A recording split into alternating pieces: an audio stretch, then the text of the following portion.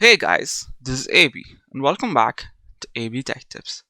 This video is pretty interesting for me and at the same time very exciting because this is the first full review that I'm going to be making on any product whatsoever. It's actually a product that I talked about a couple of videos back, which is the Asus FX505DT. I actually did recommend it to a couple of friends of mine, and one of them actually went ahead and bought the laptop and was completely happy with it, and was also kind enough to lend it to me so that I could make this product review. So, shout out to him. I will not be revealing his name because privacy matters in this day and age, but I digress. Let's look at the specs first and move on to other things such as price to performance, which version you should get, and other nitty gritty things that might help you out when you're purchasing this product or any product for that matter.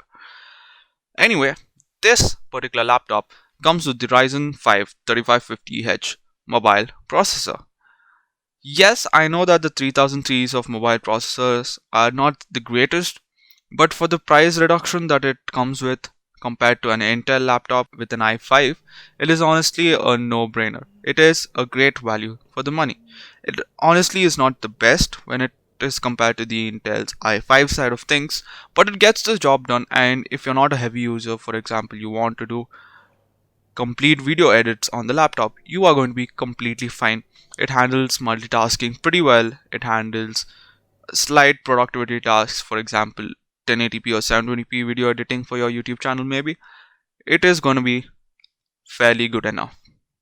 Moving on, talking about the graphics card, this laptop comes with the Nvidia GTX 1650, not the 1660 but the 1650, because what else did you expect at 50k, man? Come on, it is pretty good for the money. Anyway, moving on, the GTX 1650 in a laptop, you would know, is pretty much capable of 1080p 60 at low to medium settings. And honestly, I expected the laptop to do pretty bad in terms of thermals, but this laptop actually never crossed above 75-ish degrees even when it ran GTA 5 at around low to medium settings.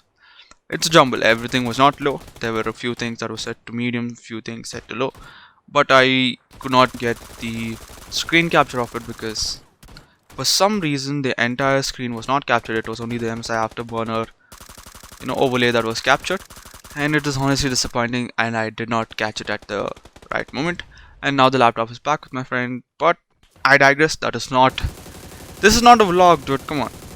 Anyway, moving on, that Nvidia card paired up with the 120Hz refresh rate screen that the laptop comes with is a perfect deal, and it is a match made in heaven, especially at this price range. Online, you can see the 512GB variant for around 54k, and it comes with the 120Hz screen. So just think about how much value Asus is offering in this particular laptop right now. And I would put up a 120Hz refresh rate scenario in front of you on YouTube, but then YouTube only caps it at 60 FPS, and I will not be able to even process something and then export it at 60 FPS. So I am going to be putting down a video of the 120Hz screen in action in slow motion.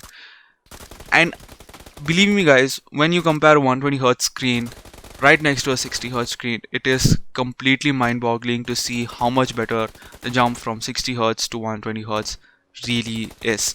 And once you get into the 120Hz, fam, trust me, you're not going to want to go back to 60Hz. And I honestly feel this pain because I'm poor. I own a 60Hz screen in a couple of generations old laptop, which barely gets editing done. But I digress. I have to grind, and once I'm done grinding, hopefully I'll have a sweet Ryzen 3900X. Doubt it, but let's hope.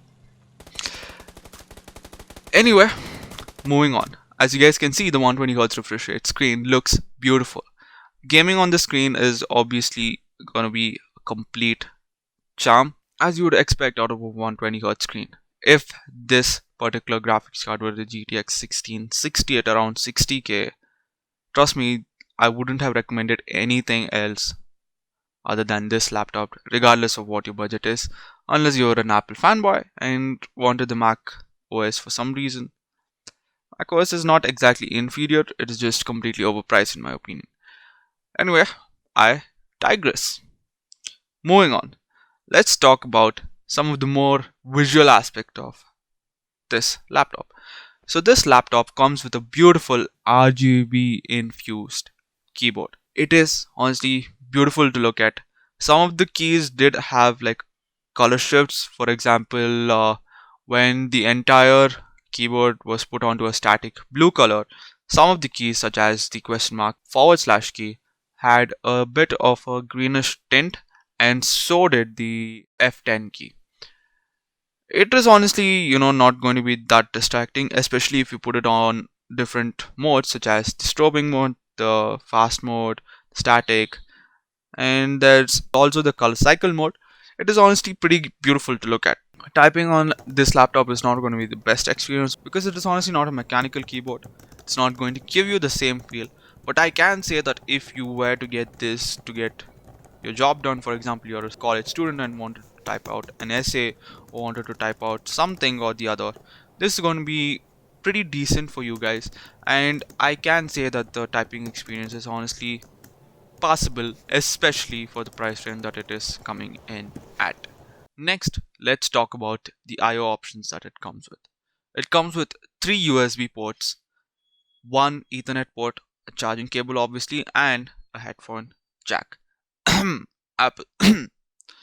Anyway, one thing that I did not like about this particular configuration is that there is literally no I/O port on the right side of the laptop where I usually like to keep my mouse.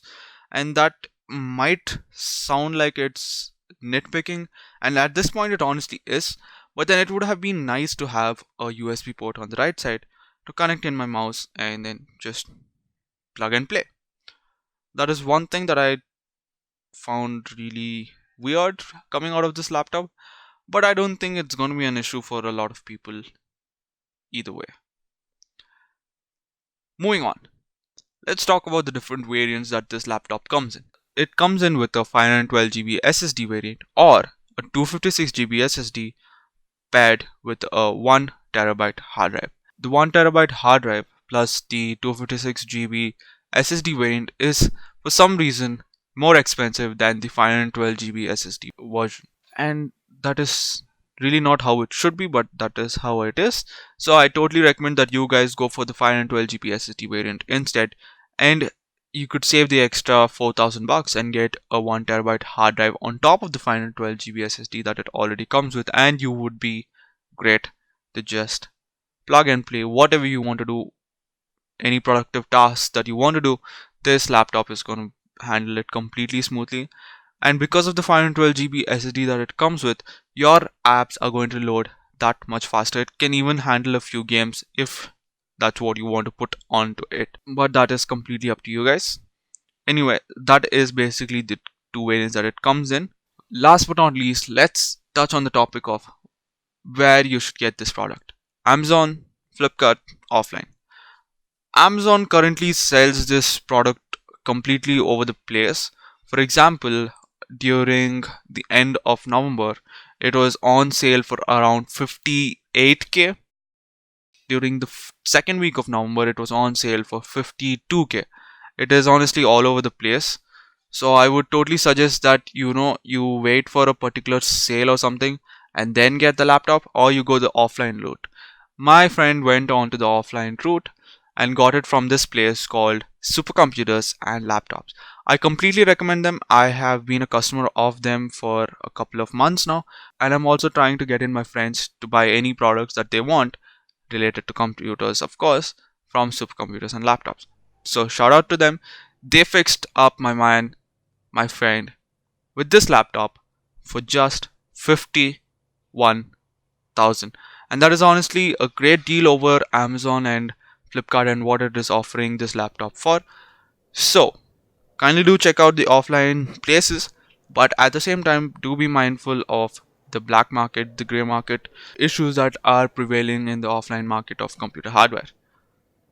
So one such tried and trusted place is supercomputers and laptops from SP Road, and to my knowledge they ship it to all over India, so it should not be an issue.